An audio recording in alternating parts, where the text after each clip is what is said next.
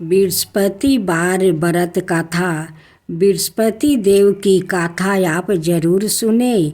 बृहस्पति देव आपके सारे मनोकामना पूरा कर देंगे। बृहस्पति देव तो सारे भक्तों को दुख दूर कर देते हैं।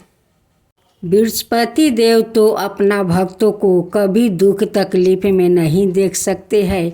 उनकी जो मनोकामना होती है उनको सारे मनोकामना पूरा कर देते हैं। तो बोले बृहस्पति देव की जय, बृहस्पति देव की जय। प्राचीन समय की बात है। एक नगर में एक बड़ा व्यापारी रहता था। वो जहाज़ों में माल लदवा कर दूसरे देश में भेजा करता था। वो जिस प्रकार अधिक धन कमाता था उसी प्रकार जी खोलकर दान भी करता था।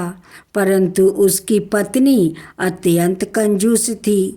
वो किसी को एक दमड़ी भी नहीं देने देती थी, नहीं खुद दान पुण्य करती थी और नहीं अपना पति को दान करने देती थी। एक बार सेठ जी जब दूसरे देश में व्यापारी करने गया तो पीछे से बृहस्पति देव ने साधु भेष में उसकी पत्नी से भिक्षा मांगी। व्यापारी की पत्नी बृहस्पति देव से बोली, हे साधु महाराज, मैं इस दान और पुण्य से तंग आ गई हूँ। आप कोई ऐसा उपाय बताइए जिससे मेरा सारा धन नष्ट हो जाए और मैं आराम से रह सकूं।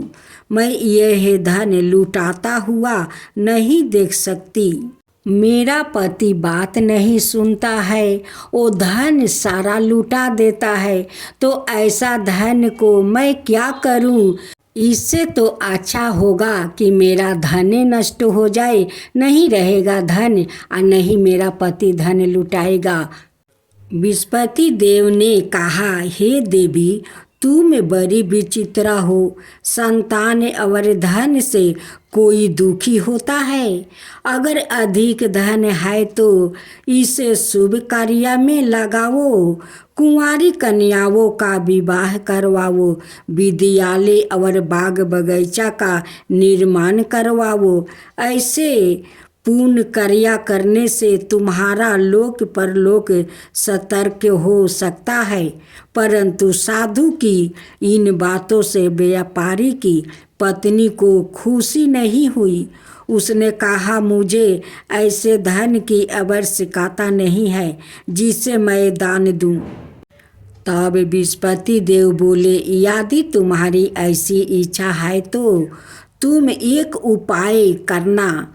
7 बृहस्पतिवार घर को गोबर से लिपना, अपने केशों को पीली मिट्टी से धोना, केशों को धोते समय स्नान करना, व्यापारी से हजामत बनाने को कहना, भोजन में मांस मदिरा खाना, कपड़े अपने घर धोना। ऐसे करने से तुम्हारा सारा धन नष्ट हो जाएगा।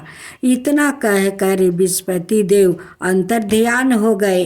व्यापारी की पत्नी ने बृहस्पति देव के कहे अनुसार 7 बृहस्पतिवार वैसे ही करने का निश्चय किया। केवल 3 बृहस्पतिवार बीते थे कि उसकी समस्त धन संपत्ति नष्ट हो गई और वो परलोक सिधार गई। जब व्यापारी वापस आया तो उसने देखा कि उसका सब कुछ नष्ट हो चुका है। उस व्यापारी ने अपनी पुत्री को संताना दी और दूसरे नगर में जाकर बस गया। वहाँ वो जंगल से लकड़ी काट कर लाता और शहर में बेचता। इस तरह वो अपनी जीवन व्यतीत करने लगा। एक दिन उसकी पुत्री ने दही खाने की इच्छा प्रकट की, लेकिन व्यापारी के पास दही खरीदने के पैसा नहीं था। वो अपनी पुत्री को आश्वासन देकर जंगल में लकड़ी काटने चला गया।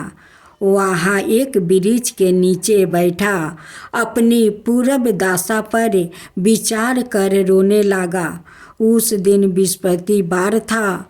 तब वहाँ बृहस्पति देव साधु के भेष में सेठ के पास आए और बोले, हे मनुष्य, तू इस जंगल में किस चिंता में बैठा है? तब व्यापारी बोला, हे महाराज, आप सब कुछ जानते हैं। इतना कहकर व्यापारी अपनी कहानी सुना कर रो पड़ा। बृहस्पति देव बोले, देखो बेटा, तुम्हारी पत्नी ने बृहस्पति देव का अपमान किया था, इसी कारण तुम्हारा यह हाल हुआ है। लेकिन अब तुम किसी प्रकार की चिंता मत करो।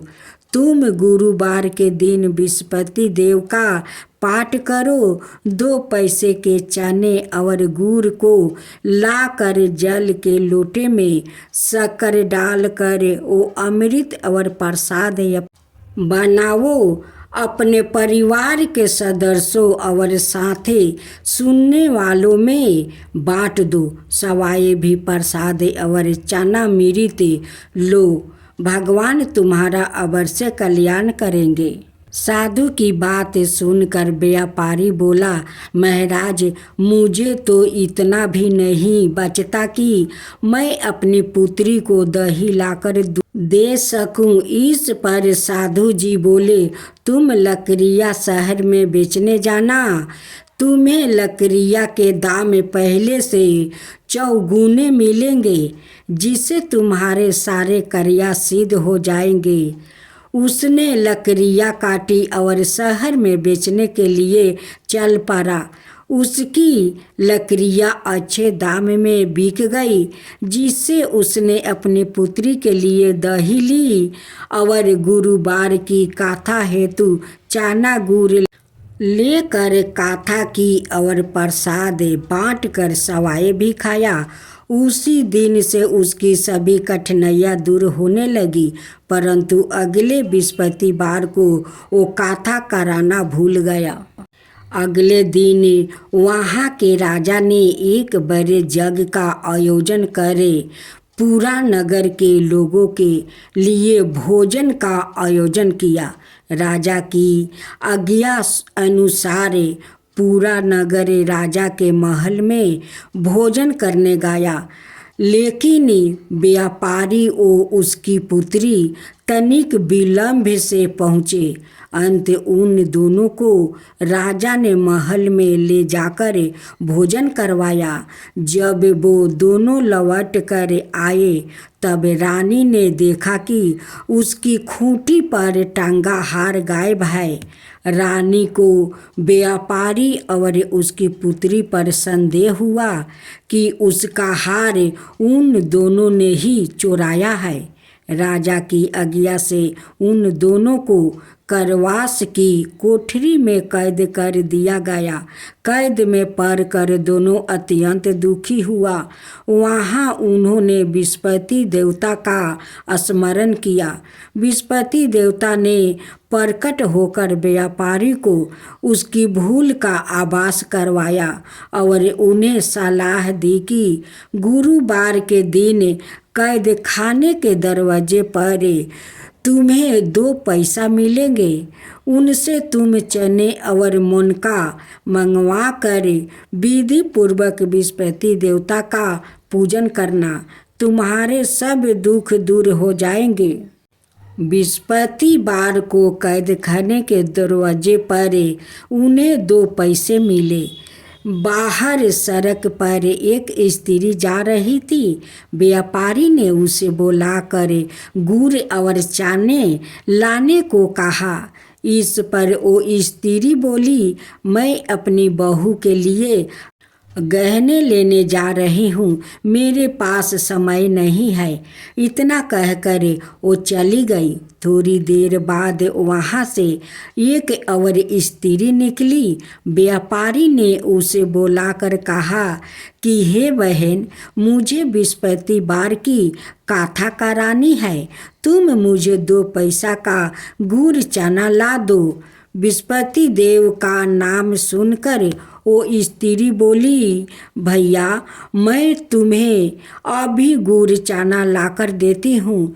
मेरे इकलौता पुत्र मर गया है, मैं उसके लिए कफन लेने जा रही थी, लेकिन मैं पहले तुम्हारा काम करूँगी, उसके बाद अपने पुत्र के लिए कफन लाऊंगी। वो स्त्री बाजार से व्यापारी के लिए गुड़ चाना ले आई और सवाए भी बृहस्पति देव की गाथा सुनी। गाथा के समाप्त होने पर वो स्त्री कफन लेकर अपने घर गई। घर पर लोग उसके पुत्र की लाश को राम राम सत्य है कहते हुए शमशान ले जाने की तैयारी कर रहे थे। स्त्री बोली, मुझे अपने बेटे का मुख देख लेने दो। अपने पुत्र का मुख देख कर उस स्त्री ने उसके मुंह में प्रसाद और चनामृत डाल दिया। प्रसाद और चनामृत के प्रभाव से वो पुनर्जीवित हो गया। पहली स्त्री जिसने बृहस्पति देव का निरादर किया था, वो जब अपने पुत्र के विवाह हेतु पुत्र वधू के लिए गहने लेकर लौटी और जैसे ही उसका पुत्र घोड़ी पर बैठकर निकला, वैसा ही घोड़ी ने ऐसी उछाल मारी कि वो घोड़ी से गिरकर मर गया।